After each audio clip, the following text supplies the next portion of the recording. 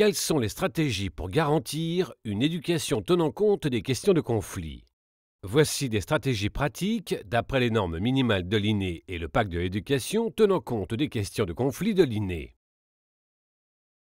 Tout d'abord, il faut évaluer et analyser le contexte du conflit. Prendre en compte les facteurs comme les dynamiques, les acteurs et les causes avant d'ébaucher le programme. Il faut se référer à l'analyse du contexte et du conflit tout au long du cycle de programmation. Le fait d'inclure une variété d'acteurs dans l'analyse du conflit garantira une évaluation diversifiée et juste.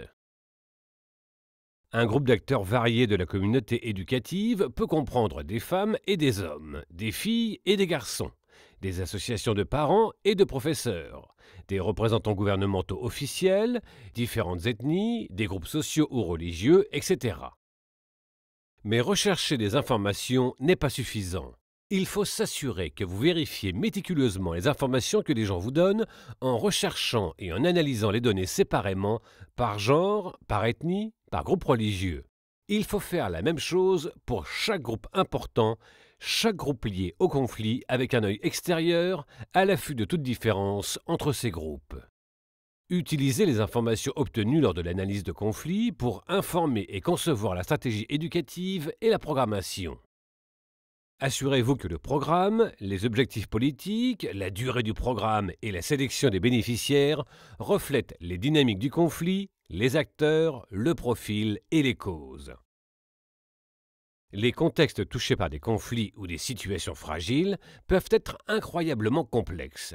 Bien que l'objectif final soit le renforcement des programmes éducatifs et des politiques éducatives, prenez soin de bien suivre et évaluer les conséquences attendues et inattendues des actions de votre organisation. Suivez et évaluez comment les politiques et le programme ont interagi avec le conflit au fil du temps. Est-ce que votre programme éducatif, vos politiques éducatives ou vos actions ont involontairement contribué au conflit?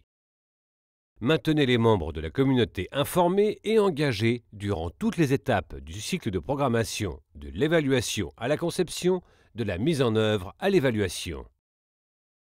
En observant les membres de la communauté qui sont exclus lors de la participation, vous aidera à identifier les tensions potentielles et les déclencheurs de conflits. Vous pouvez aussi analyser les effets que les ressources qui seront allouées ou mobilisées auront sur la relation éducation et conflit. Pour finir, une coordination efficace est cruciale pour atteindre les objectifs du programme ou des politiques. Posez-vous la question suivante. Les acteurs éducatifs sont-ils engagés dans des mécanismes de coordination de l'éducation? Les mécanismes font-ils la promotion d'une éducation tenant compte des questions de conflit? Est-elle juste? C'est en apprenant et en incorporant ce genre de stratégie que nous pourrons garantir des programmes éducatifs et des politiques éducatives tenant compte des questions de conflit.